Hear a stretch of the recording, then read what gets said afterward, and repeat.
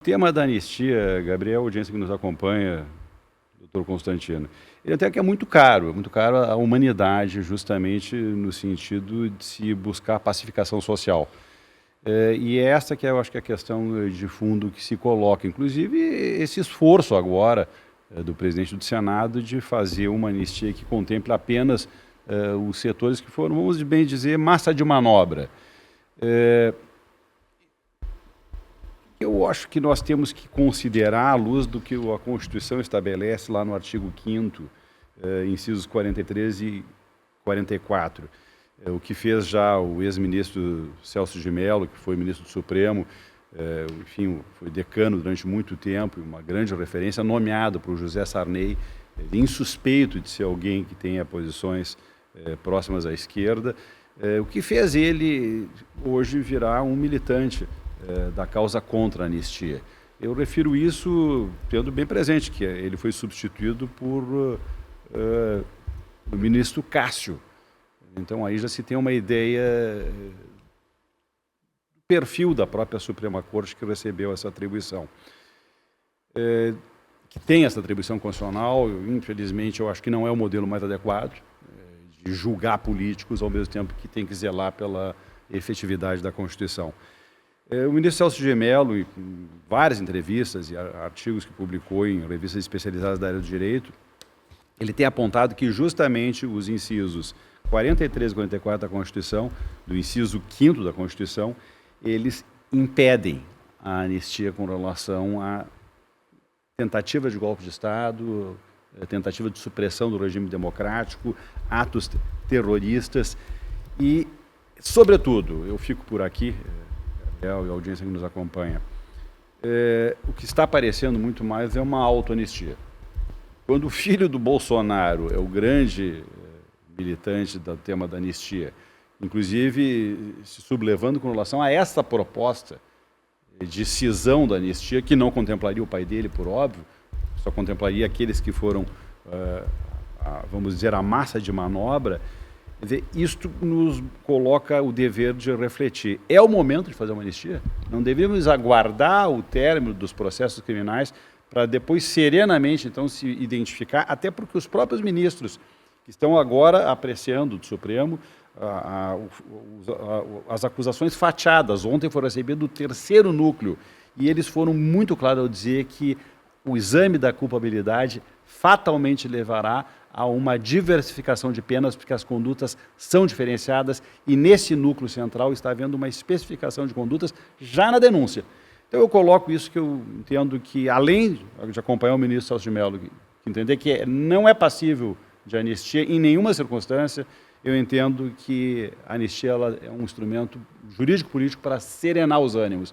E não é o momento ainda, enquanto nós estamos, na realidade, vislumbrando uma autoanistia, o que a Corte de São José da Costa Rica, inclusive, não admite. E o Brasil é signatário do Pacto de Direitos Humanos da OEA e a Corte de São José da Costa Rica, várias ocasiões, eu fico por aqui, ela derrubou a autoanistia concedidas em vários países da América Latina.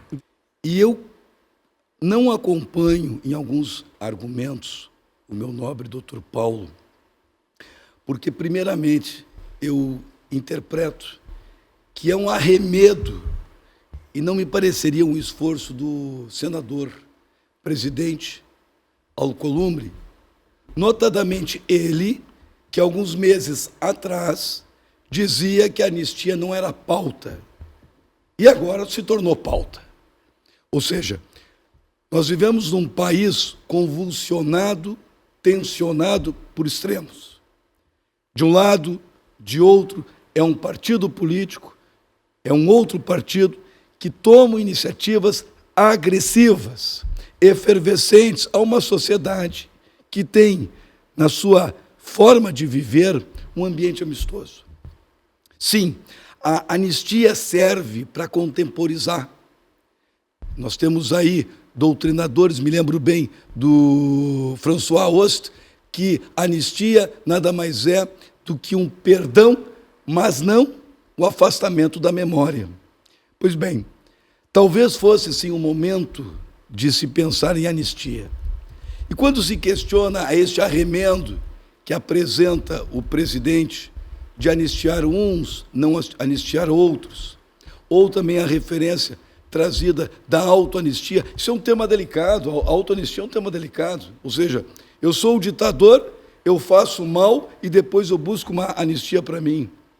Mas é que o Brasil se caracteriza por uma legislação imprópria, com uma origem muito deficiente. Eu vou dar um exemplo agora.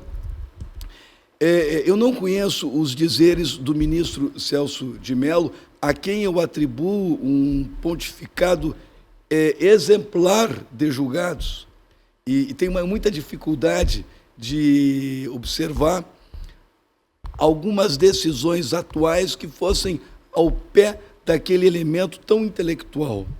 Mas se nós formos na Constituição Federal, e referido muito bem pelo nobre Torelli, o artigo 5º, no inciso 43, no inciso 44, permite sim a anistia. E por que permite?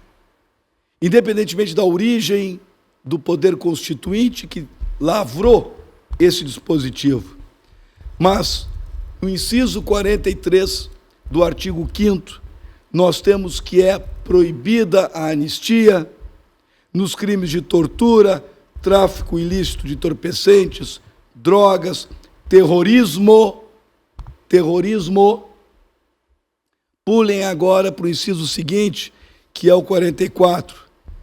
Constitui crime inafiançável, imprescritível as ações de grupos armados contra a ordem constitucional e o Estado democrático.